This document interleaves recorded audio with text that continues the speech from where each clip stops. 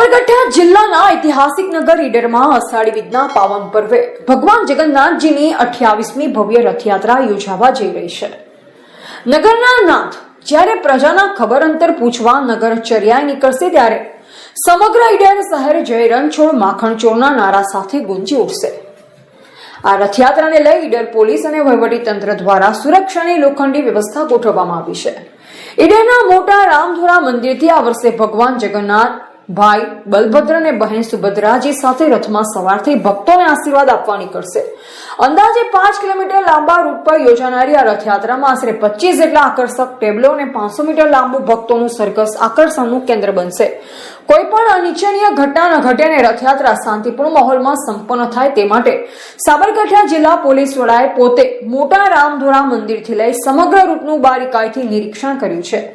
આ વર્ષે સુરક્ષા વ્યવસ્થામાં આધુનિક ટેકનોલોજીનો ભરપૂર ઉપયોગ કરવામાં આવશે, જેમાં સંવેદનશીલ વિસ્તારોમાં ધાબા પોઈન્ટ, પોલીસ જવાનો માટે બોડી વોર્ન કેમેરા અને આકાશમાંથી નજર રાખવા માટે ડ્રોન કેમેરા તૈનાત કરવામાં આવ્યા છે। ભગવાન જગન્નાથની 28મી રથયાત્રામાં હિંમતનગર ખાતે આવેલ Netram command and control centre પરથી આ સમગ્ર રથયાત્રાનું લાઈવ મોનિટરિંગ કરવામાં આવશે, જેથી ટ્રાફિક અને સુરક્ષા પર સીધી જ નજર રાખી શકાય।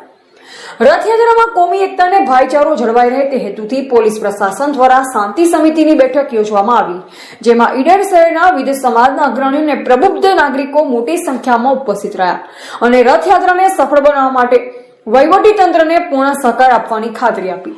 પોલીસ વિભાગ દ્વારા આગામી 16મી તારીખે યોજાનાર રથયાત્રાના સમગ્ર રૂટ સહિત વિવિધ સંવેદનશીલ વિસ્તારમાં બંદોબસ્ત ખડકી દેવામાં આવ્યો છે। તેમજ પોલીસ દ્વારા શહેરીજનોને શાંતિ જાળવવા અને ઉત્સાહભેર ભગવાનના આશીર્વાદ લેવા અપીલ કરવામાં આવી છે। એવા રાજકમલસિંહ પરમાર, ભારતની અસ્મિતા, સાબરકાંઠા।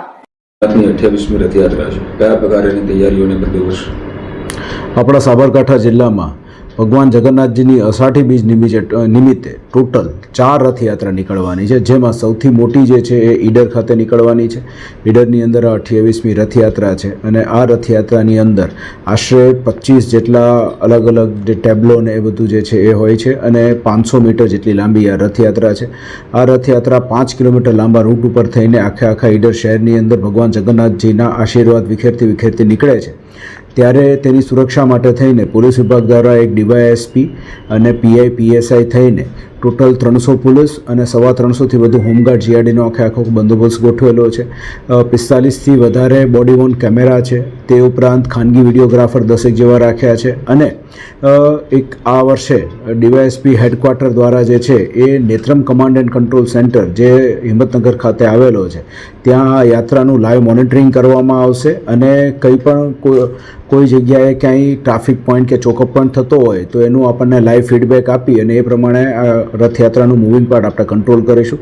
તે ઉપરાંત પોલીસ દ્વારા ડીપ પોઈન્ટ પણ રાખવામાં આવ્યા છે। જાહેર જનતાને અપીલ પણ કરી છે કે આની અંદર ભગવાન જગન્નાથજીના આશીર્વાદ લેવા માટે થઈને આપ સૌ આવો, પરંતુ શાંતિપૂર્ણ રીતે અને એકબીજાની સાથે સાથ સહકાર આપીને આ રથયાત્રાની અંદર આપ ભગવાનના આશીર્વાદ મેળવો। જે ધાબા પોઈન્ટ્સ રાખેલા છે તે તમામ પોલીસ પાસે બાયનોક્યુલર્સ અને વોકી ટોકી સેટની વ્યવસ્થા પણ કરવામાં આવી છે અને જે સિનિયર અધિકારીઓ છે તેના દ્વારા અલગ અલગ પોઈન્ટ્સ ઉપર જે છે એ પોઈન્ટ ટુ પોઈન્ટ બ્રીફિંગ અત્યારે કરી દેવામાં આવ્યું છે। આવતીકાલે ફરીથી એકવાર ફ્લેગ માર્ચ અને એ અમે કરવામાં છીએ અને 16 તારીખે સવારે 8 વાગ્યાથી આ બંદોબસ્ત લગાવી દઈશું।